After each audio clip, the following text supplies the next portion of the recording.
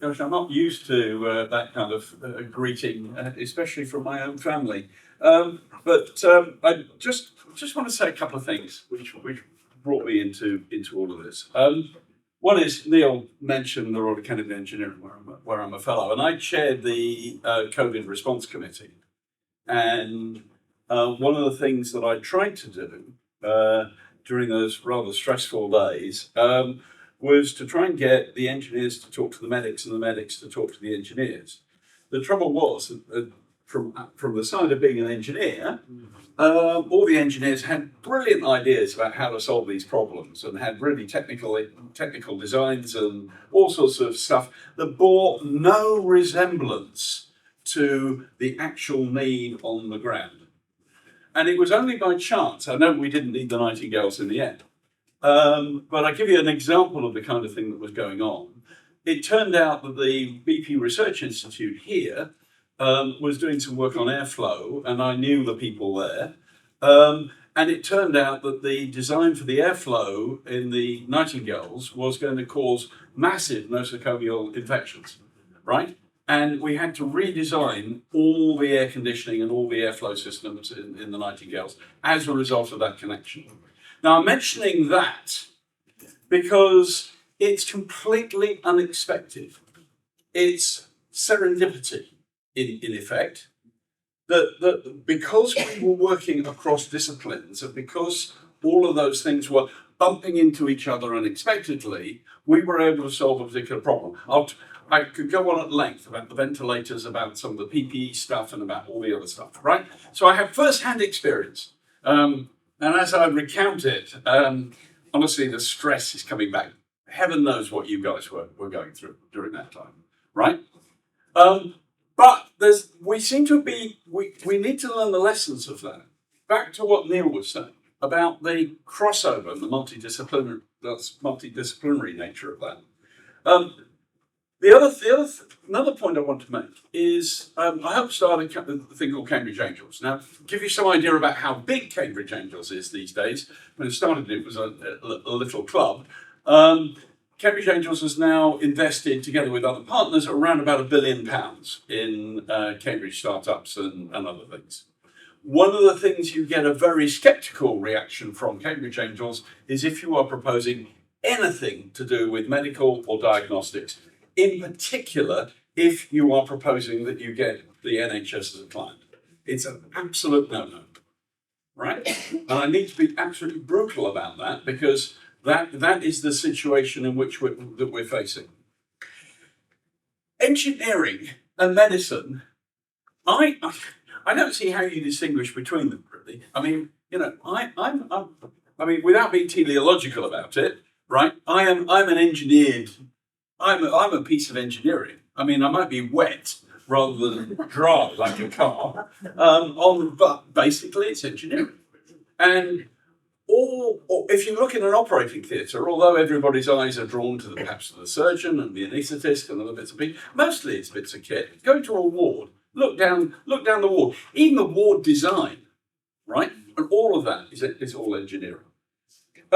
So as Pascal Soriot said, that the discovery of the vaccine for AstraZeneca was that much. The engineering to get the vaccine out into people was that much, right? And yet, of course, we're victims of this media idea that somehow engineering is somebody fixing your boiler as opposed to somebody actually making it possible to go from a lab to actually having a vaccine deployed for millions and millions of people. It's not just that, it's the mRNA vaccines, all of that stuff. The other point that Neil makes is about patients being the centre of design. John Clarkson, I don't know if anybody here knows John, he's in the engineering department, and I work very closely with him. In fact, we're about to merge two of our committees at the Royal Academy of Engineering. He's very big on systems thinking, as I am, and on particularly in understanding how patients, when he's dealing with the healthcare stuff, how patients need to be absolutely the centre of the analysis. So we don't need to have, you know, the medics and the engineers sidling up to each other. Actually, we need to sidle up to the patients and understand much more about what their needs are and what their requirements are. but we're separated by all sorts of bits of argot, of language, of terms. Neil referred to management. I was with Lisa Chapman last Thursday for a lecture, who's the CSA for health, and she referred to the workforce. What? All I see before me is people. I don't see a workforce. I don't see management. I mean, I might respect a doctor because of particular things, but actually you're all individuals. I mean, I don't want to quote the life of Brian at this point, but the point is that the point is that the language is really a difficult issue. I got called in by number 10 with the Royal Academy of Engineering. Well, I got called in by number 10 actually about 2 years ago or 3 years ago to help with the health white paper. And literally, we're being recorded, aren't we? I will say that we took it no further. The jargon that I was assailed by made it impossible to do anything. Literally. So I think we need to approach this not by we need to educate clinicians or we need to educate engineers. We all need to learn from each other. Some of you may know that I set up the Centre for Science and Policy at the University of Cambridge. That was founded on the idea that we would bring people in from Whitehall. We would give them 30 experts to talk to for an hour. Not 30 experts at a time for an hour, that would be far too much, sequentially. That they would then go back with a network, they would have some exposed to some fresh ideas, and later on they will be able to call on people to be able to get advice. That's worked very well. We've had 14,000 of those meetings now. And Cambridge is probably the best networked university into Whitehall in the UK. But there's another principal point here, which is instead of academics writing reports and hitting policymakers over the head with them, this was a peer-to-peer networking, right? Academics need to learn from the policymakers about what their problems are, and the policymakers need to learn from the academics. It's a two-way process. It's not one way. And I think that as I'm going to make a shameless plug now, and Tim at the back there will nod knowingly, because I've got a book coming out on the 25th of June called Serendipity: It Doesn't Happen by Accident. And the point about that book is to show how networking, and I use Cambridge in one of the chapters as a particular example, how this networking between people leads to different ideas. I mean, I sat down one day at dinner, unexpectedly sitting next to a chap called Jonathan Milner, and as a result, we started Abcam. And my entire career has been exactly like that. And one of the problems that I see in the NHS is that you guys appear to be in silos. When you use words like workforce and management, it indicates to me that you've got brick walls, or worse, between all the various disciplines and all the various ways of thinking. Quite apart from anything else, the horrific decision for the Papworth when it came onto this site not to use Epic, for example, is an indication to me that there is a serious fundamental problem about the way in which we're thinking about networking. Cambridge is the most successful city in the UK. It's grown faster than any city's ever grown in the UK.